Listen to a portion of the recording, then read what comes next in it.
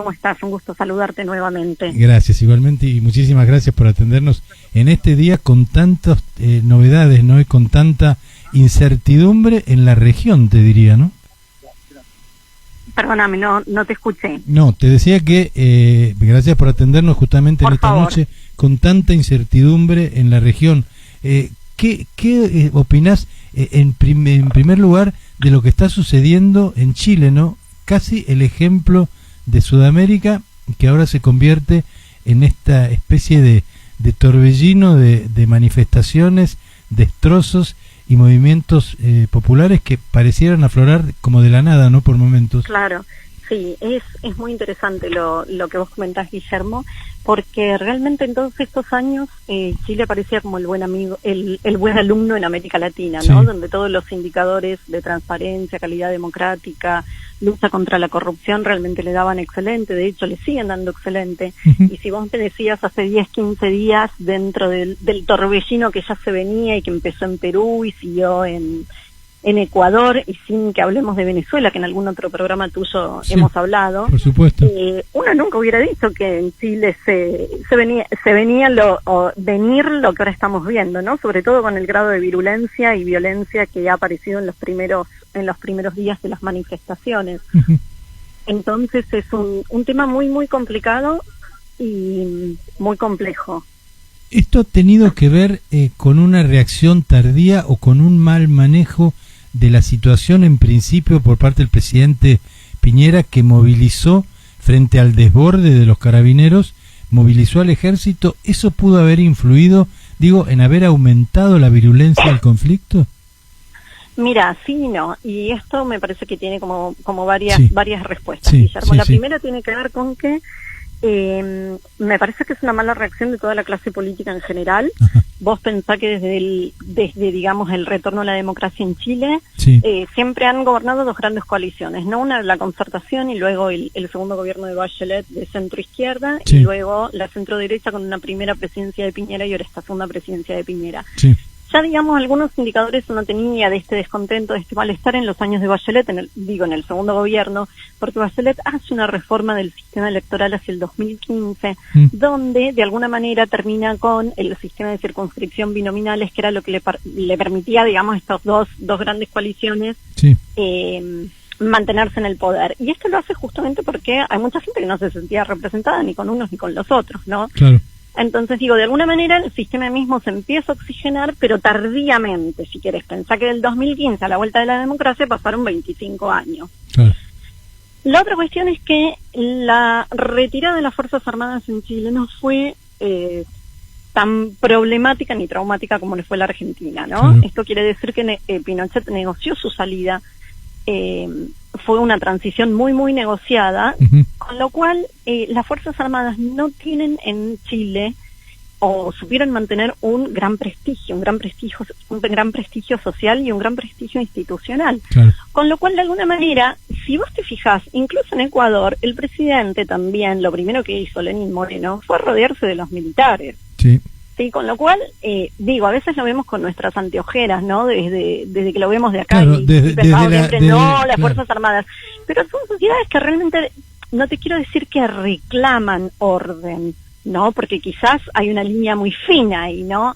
Pero que de alguna manera no ven mal tampoco las Fuerzas Armadas ni la policía. Que las reconocen como fuerzas institucionales, o como instituciones, mejor dicho, que son importantes para el Estado. Eso lo he notado yo en muchos viajes que he hecho a Chile últimamente, el orden que había y el respeto de la gente, por ejemplo, hacia los carabineros, cosa que en la Argentina nosotros, y esto no es una comparación odiosa, pero la verdad que nosotros no tenemos para con las fuerzas policiales, las fuerzas de seguridad. No, tal cual, no tenemos el respeto ese respeto que sí tienen los chilenos con sus fuerzas, ¿no?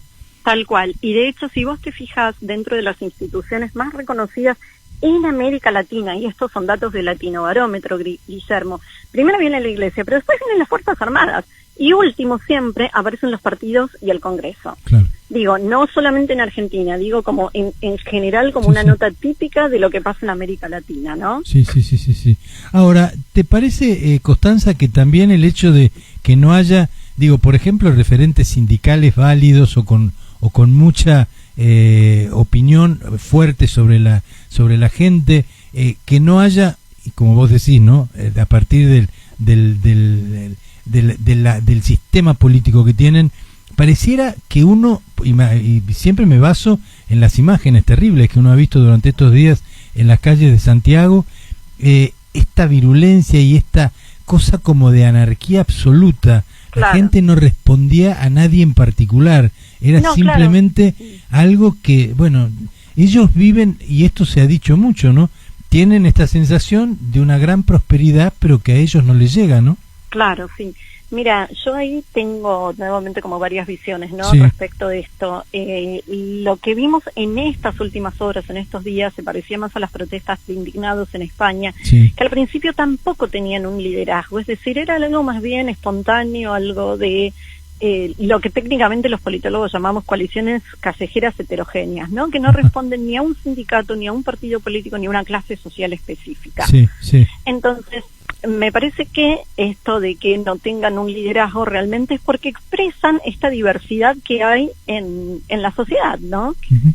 Ahora, la otra cuestión sí ya tiene que ver con que, digamos, las mediaciones tradicionales que hay entre la sociedad y la política, sí, una son los medios de comunicación, la otra son los partidos políticos, y tercera sí aparecen otras mediaciones como son los sindicatos, las ONGs, las organizaciones de la sociedad civil. Claro.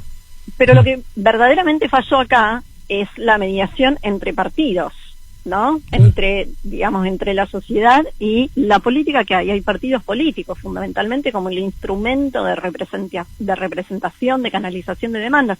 Y son ellos, en última instancia, no solo los partidos, digo, también los dirigentes, la clase política en general, la que está en deuda con toda la sociedad, ¿no? Como para justamente poder canalizar el descontento. Sin duda, sin duda. Las medidas que anunció anoche el presidente Piñera, ¿te parece que son atinadas, que llegan a tiempo, o que en realidad son pocas y no van a satisfacer aparentemente demasiado por la prueba del día de hoy, que han llamado a una huelga general, ¿no?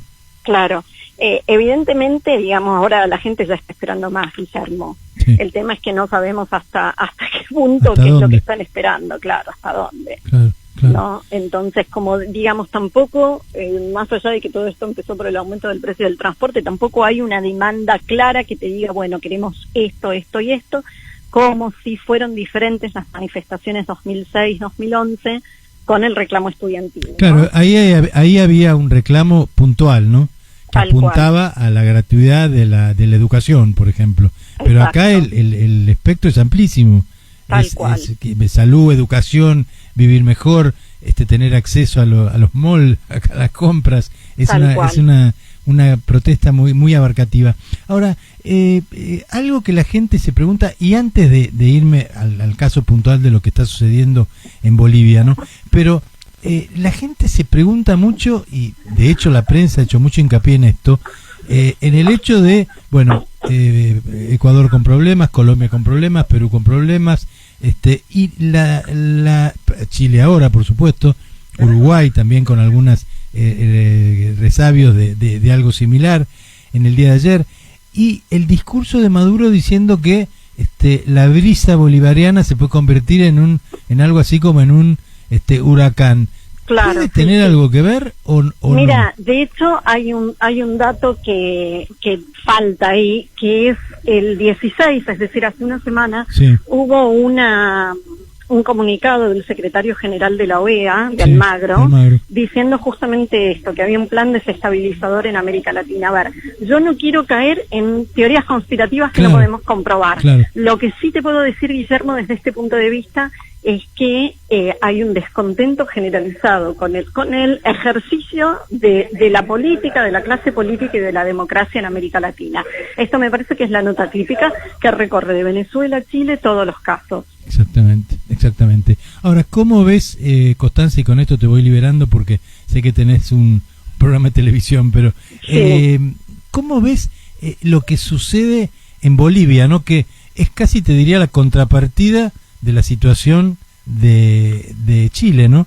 Porque el presidente Morales, con 2, 3 mandatos, ya habiendo no respetado una decisión que fue el referéndum a su no reelección, no lo respetó. De golpe, frente a la posibilidad de una segunda vuelta, milagrosamente los números cambian de la noche a la mañana. ¿Cómo ves esta reacción del gobierno de Morales, que casi es como echar por la borda todo ese gran capital que había logrado en estos años de gobierno, ¿no? Que fue sacar a Bolivia de una situación de mucha dejadez y convertirla y mejorar el estándar de vida de su gente, ¿no? Sí, dos cosas que decirte. Una que es para charlar rato, que tiene que ver con las características de las elecciones sí. y de la democracia, digamos, como proceso electoral. Sí. Y la otra, que eso, digamos, lo podemos charlar en detalle largo otro día, si vos querés. Por supuesto. Porque, digamos, tiene que ver con que, bien, elecciones sí, pero qué características tienen que tener las elecciones, ¿no? O sea, qué significa que sean periódicas, transparentes, libres, competitivas. Y la otra cuestión, sí, ya tiene que ver, es que hace años, desde el 2014, sí. que Bolivia viene en déficit, es decir, viene con déficit fiscal, igual que Venezuela, Argentina, Ecuador, hace 10 años. Entonces, sea Evo Morales o sea el que sea el próximo presidente, uno de los dos, un ajuste va a tener que anunciar, Guillermo, con lo cual, así creo que vamos a tener charla para rato. Bueno, Constanza, te agradezco muchísimo. Siempre por favor, un gusto siempre charlar con vos, Guillermo, igualmente. Quedo a tu disposición cuando quieras. Muchísimas gracias. Te mando un abrazo grande. Grande. Gracias. Hasta pronto. Bueno, hablábamos